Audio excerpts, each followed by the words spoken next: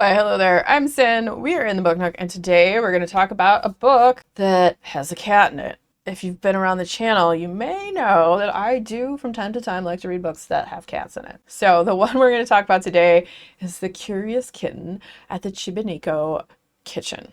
This book is super cute. It was very sweet and emotional and heartfelt, and it has that whole vibe of if you've ever read When the Coffee Gets Cold. This was written by Yuta Takahashi and was translated by Kat Anderson. It's a short novella, and if you liked Before the Coffee Gets Cold, I would say you'll probably like this. It follows the story of this woman named Katako, and her brother had died, and she blames herself because he had pushed her out of the way of an oncoming car, and she's like, oh, if I had been more paying attention, this would have never happened, this, that, and the other. And so she has all this guilt and blame, and she's just depressed and sad and just not eating and doesn't know what to do. She wishes she would have died instead of her brother.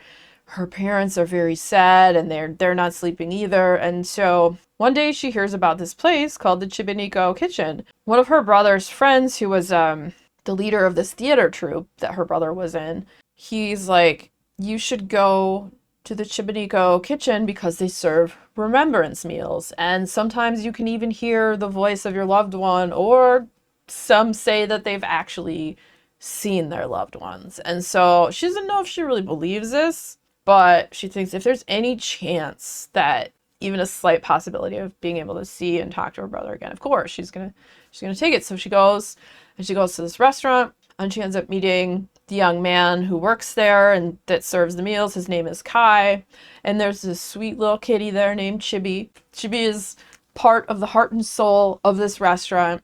What I liked about this book, a lot of times, like books in a similar vein, it's like all these like short little stories about people that go to the restaurant. So this one, like, it follows Katako, and then there's one other boy, but that Katako knows, that goes to the restaurant.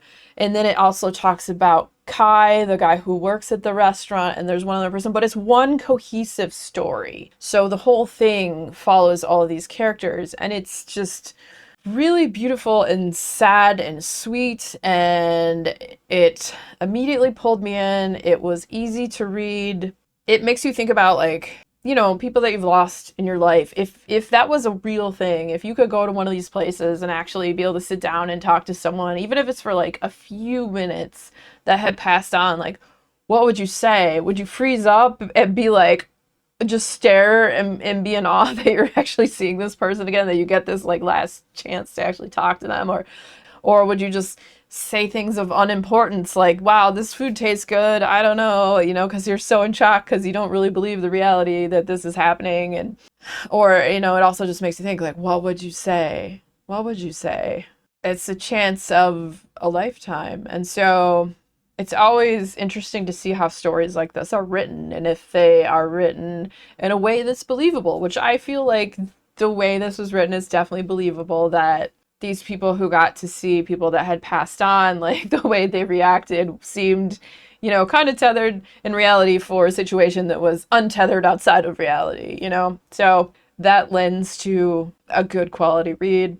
I like the writing. I really liked, of course, that there's a cat in it. The cat is a sweet little baby, and it seems like it takes part in the conversation. Even though it's only really saying meow, it kind of like ushers you one way or another in what's happening in the story. And then you also get all these delicious food dishes described as well. And not only do you get that, the recipes for these are in the book, which is kind of cool. For me, as a person who loves to cook, I thought that was pretty sweet that the recipes were actually in there too. Like, that's cool. I've only really encountered that in a couple cozy mystery series I've read. They had, like, some of the bakery items they had talked about in the book. There was recipes in the back, and I was like, I love that. That's so cool. It, like, takes the book, like, one more, like, interactive kind of, it ups it a little bit. I don't know how to describe it. Like, I think that's freaking cool.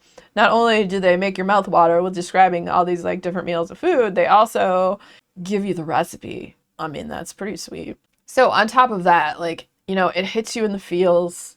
I'm a person that, like, I feel the emotions of the things I'm reading a lot of times. And, like, this wasn't a book that made me sob or anything, but there was a point towards the end where I did shed a tear. And I was like, oh, it got me in the feels for sure. Just a cute, sweet little book. I don't know if there's a mind frame you need to be in to read it. Like, know that there are some definitely sad parts because it does feature around death, like the subject of death and losing your loved ones, and but also like the hope and light of being able to talk to that person one more time. And that just, it really helps these people with not really moving on away from those people, because those people are always going to be part of their lives, that they live on in their memories, and that they're able to take them with them and be inspired to do stuff in lieu of their love for the people who were in their lives that, you know, they had got to share a time frame with for a short time. So fantastic book. I would highly recommend if you're looking for a short, sweet read and that subject matter sounds like something you'd be interested in.